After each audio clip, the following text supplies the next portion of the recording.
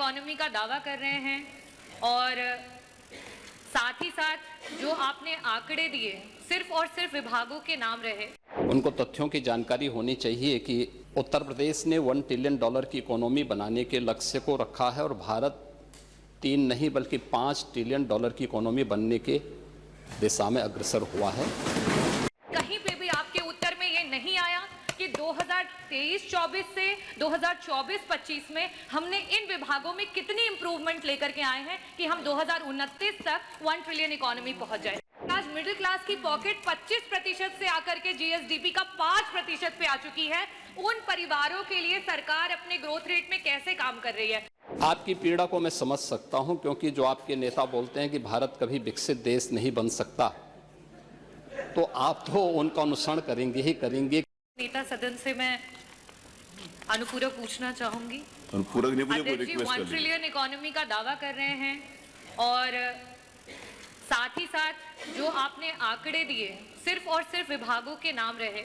नेता सदन, मैं आपसे अनुरोध करना चाहूंगी कि मेरा प्रश्न भी यही था और मैं उसे अनुपूरक के रूप में वापस से आपके सामने लाना चाहूंगी कि जिन जिन विभागों, जिसमें कि मैंने जो खुद जानकारी ली है, एग्रीकल्चरल डिपार्टमेंट, एम्प्लॉयमेंट और सर्विसेज के लिए और इंडस्ट्रीज, इन डिपार्टमेंट्स का सबसे ज्यादा योगदान होना चाहिए हमारे अर्थव्यवस्था को 1 ट्रिलियन इकोनॉमी में ले जाने के लिए। और आज वर्तमान की स्थिति में ये सब अपने अपनी जगह से 4-4 टाइम्स जब ज्यादा काम करेंगे, ज्यादा ग्रोथ को देंगे, तब जाकर के हम वहां तक पहुंच पाएंगे।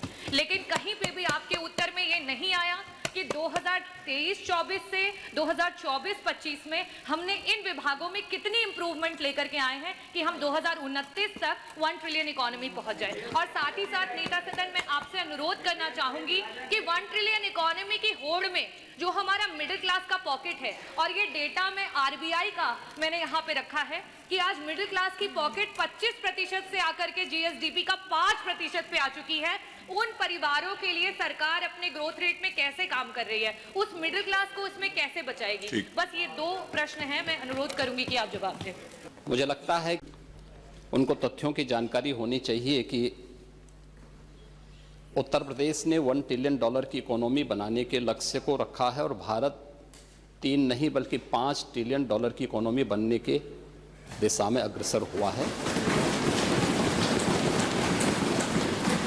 आपकी पीड़ा को मैं समझ सकता हूं, क्योंकि जो आपके नेता बोलते हैं कि भारत कभी विकसित देश नहीं बन सकता, तो आप तो उनका अनुसरण करेंगे ही करेंगे कि उत्तर प्रदेश कभी $1 ट्रिलियन की इकोनॉमी नहीं बन सकता। ये वक्तव्य आपका अपनी पार्टी के अनुसार, समाजवादी पार्टी की मंशा के अनुरूप उपयुक्त ही है।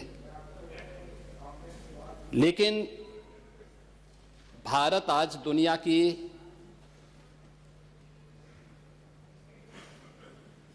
पांचवी बड़ी अर्थव्यवस्था बन चुका है और 2027 में भारत $5 ट्रिलियन की इकोनॉमी बनेगा, इसमें कोई संदेह नहीं। और दुनिया का सबसे तेजी के साथ उभरती हुई अर्थव्यवस्था के रूप में, सर्वाधिक ग्रोथ रेट के साथ भारत आज दुनिया की एक बड़ी अर्थव्यवस्था के रूप में आगे बढ़ रहा है। और मुझे लगता है कि 140 करोड़ भारतवासियों को इस पर गौरव की अनुभूति होनी चाहिए। हो सकता है कुछ लोगों को इसमें अच्छा नहीं लग रहा हो, क्योंकि जिनका अपना पर्सनल एजेंडा होता है वह देश के विकास को अच्छा नहीं मानेंगे। लेकिन आदरणीय प्रधानमंत्री जी की प्रेरणा से, उनके विजन के अनुरूप उत्तर प्रदेश ने भी $1 ट्रिलियन की इकोनॉमी बनने की दिशा में एक बड़े कार्यक्रम को आगे बढ़ाया है। हमने 2022 से इसके लिए एक व्यवस्थित कार्य योजना को आगे बढ़ाया है और उसके अनुरूप सरकार ने अपने कार्यक्रम को तेजी के साथ 10 सेक्टर में हमने इन कार्यक्रमों को आगे बढ़ाया है। और मुझे लगता है कि आपके जो उत्तर आपको यहाँ से भेजा गया होगा उसमें विस्तृत रूप से दिया गया है कि 10 सेक्टर जो बनाए गए हैं, हर सेक्टर में कोई ना कोई अपर मुख्य सचिव या प्रमुख सचिव स्तर का अधिकारी उसकी नियमित मॉनिटरिंग करता है। मासिक रूप से उस सेक्टर से जुड़े हुए किसी वरिष्ठ मंत्री के द्वारा उसकी समीक्षा की जाती है। उसके कुछ सुनिश्चित पैरामीटर और इंडिकेटर्स तय किए गए हैं, उनको अचीव करने के लिए और सीएम डैशबोर्ड के माध्यम से मासिक रूप से इसकी समीक्षा होती है। हर तीसरे महीने मैं स्वयं भी इसकी समीक्षा करता हूं और मुझे बताते हुए प्रसन्नता है कि पिछले 3 वर्ष के अंदर जो हमने टारगेट तय किए थे, हमने उसको सफलतापूर्वक प्राप्त किया है। इसी का परिणाम है कि जब हमारी सरकार आई थी, 12 लाख करोड़ की उत्तर प्रदेश की जो इकोनॉमी थी, इस वित्तीय वर्ष के अंत में वह 27.5 लाख करोड़ की इकोनॉमी बनकर के उभरेगी। और यह उन स्थितियों में जब हो रहा है जब पूरी दुनिया आर्थिक मंदी के दौर से इस देश दुनिया की वैश्विक महामारी कोरोना के बाद उस दौर से गुजरी थी। मेरा यह मानना है कि जो ग्रोथ रेट उत्तर प्रदेश की है, आज वह देश की सर्वाधिक अच्छी ग्रोथ रेट है। हमने जो 10 सेक्टर बनाए हैं, उस सेक्टर में अवस्थापना और औद्योगिक विकास का एक सेक्टर है, जिसमें अवस्थापना और औद्योगिक विकास का भी है, एमएसएमई भी है, इसके अलावा हथकरघा और वस्त्र उद्योग भी है, आईटी एंड इलेक्ट्रॉनिक्स भी है, सिविल एविएशन भी है, पीडब्ल्यूडी और एनआरआई से संबंधित ये सभी विभाग इस सेक्टर के अंतर्गत रखे गए हैं और जिसकी समीक्षा स्वयं यहां पर एपीसी के स्तर पर होती है। दूसरा सेक्टर है जो कृषि और कृषि से जुड़े हुए जितने भी उसके अन्य सहयोगी संस्थान हैं, ये सभी उसके अधीन लाए गए हैं। उद्यान है, खाद्य प्रसंस्करण है, रेशम विकास है, पशुधन है, डेयरी हैं, फिशरीज हैं, सिंचाई और जल संसाधन और कोऑपरेटिव को भी इसके साथ जोड़ा गया है। दूसरा सेक्टर ये रखा गया है। तीसरा सेक्टर सामाजिक सुरक्षा से जुड़ा हुआ है, जिसमें समाज कल्याण विभाग से जुड़ा हुआ जो जितना भी सोशल सेक्टर से जुड़े हुए जितने भी विभाग हैं, उन सबको इसके साथ जोड़ा गया है। चौथा विभाग नगरीय विकास से जुड़ा हुआ है, जिसमें आवास और शहरी विकास का भी है, रोजगार और गरीबी उन्मूलन का भी है, वन, पर्यावरण और जलवायु परिवर्तन से जुड़े हुए क्षेत्र को भी, इन सभी को इस सेक्टर के साथ जोड़ा गया है। और पांचवां ग्राम्य विकास से जुड़ा हुआ है, जिसमें ग्राम्य विकास, पंचायती राज, ग्रामीण अभियंत्रण सेवा, नमामि गंगे और ग्रामीण जलापूर्ति, तार राजस्व, इन सभी विभागों को इसके साथ जोड़ा गया है।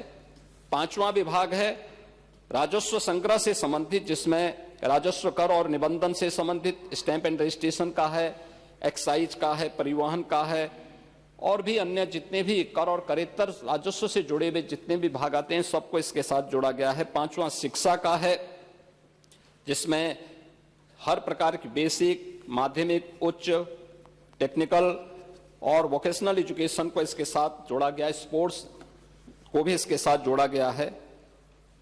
आठवां जो सेक्टर है वह विविध क्षेत्र में है, गृह विभाग, गृह है, कारागार है, इसमें अन्य जितने भी विभाग आते हैं इन सबको इसके साथ जोड़ा गया है। नौवां विभाग है चिकित्सा स्वास्थ्य का, जिसमें चिकित्सा स्वास्थ्य का है, परिवार कल्याण का है, मेडिकल एजुकेशन है, आयुष का है, महिला और बाल विकास का है। और 10वां सेक्टर है जो सर्विस सेक्टर है, टूरिज्म का है। इन सभी को इसके साथ जोड़ करके एक व्यवस्थित कार्य योजना को आगे बढ़ाने का कार्य किया गया है। हम सबको इस पर गौरव की अनुभूति करनी चाहिए कि प्रधानमंत्री मोदी जी के नेतृत्व में 10 वर्ष में इस देश ने 25 करोड़ लोगों को गरीबी रेखा से उभारने में सफलता प्राप्त की है। और पिछले 8 वर्ष में हमारी सरकार ने 6 करोड़ से अधिक लोगों को गरीबी रेखा से ऊपर उठाने में सफलता प्राप्त की है।